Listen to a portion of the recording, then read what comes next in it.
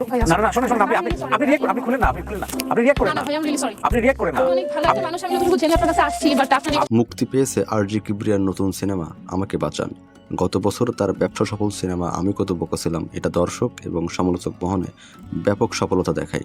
আর সেই পাবলিক ডিমান্ডকে মাথায় রেখেই মুক্তি পেয়েছে আমাকে বাঁচান। প্রধান চরিত্রে বরাবরের মতোই একটা অসহায় মেয়েকে দেখানো হয়, যার নাম রয়া তাসনিম। তাসনিম আপু তার প্রথম স্বামীর মানসিক এবং শারীরিক নির্যাতনের চাপে 4 বছরের সংসার ভেঙে 2018 সালে তার বাবার বাড়িতে চলে আসে।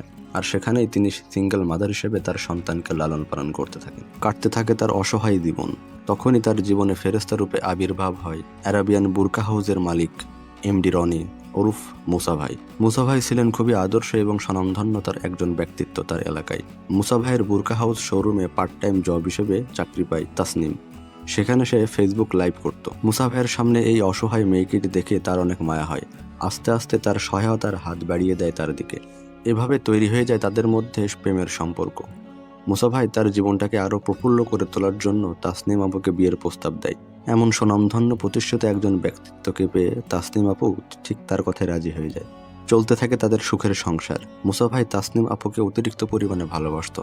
সে এতটাই ভালোবাসতো তার দিকে কেউ তাকালেও তার জেলাস ফিল হতো। এই জন্যই তাসনিম আপুকে তিনি পর্দা করার নির্দেশ করেন। তাসনিম আপু তার স্বামীর কথা ভেবে পর্দা করতে রাজি হয়।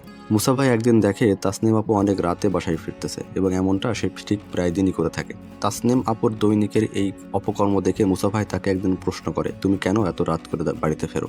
আপু বলে, আমি আমার ফ্রেন্ডের সাথে বসছিলাম এবং তাদের আড্ডা দিতে দিতে অনেক দেরি হয়ে যায়, এজন্যই বাসায় ফিরতে দেরি হয়েছে। কিন্তু এদিকে বাসায় তার ছোট্ট মেয়েটা একা একা নানির কাছে থাকে। মুসা ভাইয়ের এইগুলো একদমই পছন্দ হয় না। তিনি বলেন, তোমার আর বাইরে যাওয়া লাগবে না, তোমার যদি ফ্রেন্ড সার্কেল দরকার হয় ঠিক আছে, তাদেরকে তুমি বাসায় নিয়ে এসো, তারা বাসায় বসে তুমি আড্ডা দাও। আর যদি বাইরে যেতেই হয় তাহলে আমি একটা বডিগার্ড দিছি, তুমি তাকে সঙ্গে নিয়ে চলো, যাতে তোমার কোনো সমস্যা না হয়। একথা শুনে তাসনিম আপু অনেক রেগে যায়। তিনি বলেন, তুমি আমার সকল স্বাধীনতা কেড়ে নিচ্ছ কেন?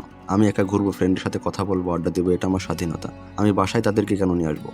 তুমি যদি আমার সাথে এরকম আর একবার করো তাহলে কিন্তু আমি তোমার সাথে বিচ্ছেদ ঘটাতে বাধ্য হব। এই সকল বিষয় নিয়ে তাদের মধ্যে প্রায় ঝামেলা হতে থাকে।